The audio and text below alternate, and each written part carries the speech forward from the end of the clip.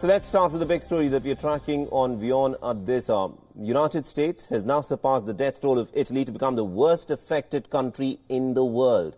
The United States death toll now stands at more than 20,500.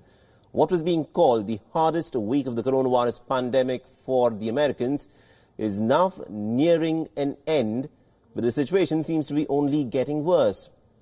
Meanwhile, the state of New York has also recorded more cases than any other country in the world. The state recorded as many as about 783 deaths yet again in the last 24 hours. Now, New York accounts for almost about 40% of the country's death toll.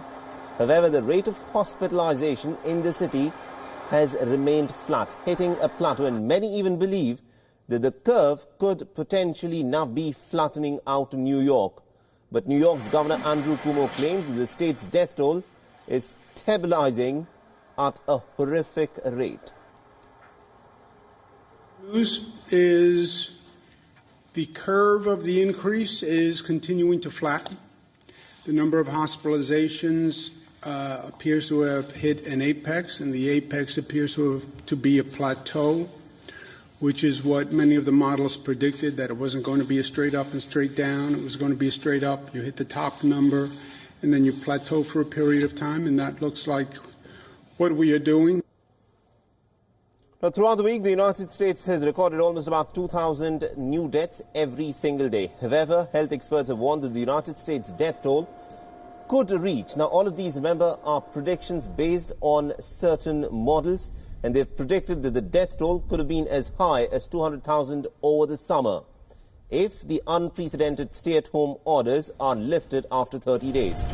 But it is also important to note that the current restrictions on public life have been called on by governors and not the president himself.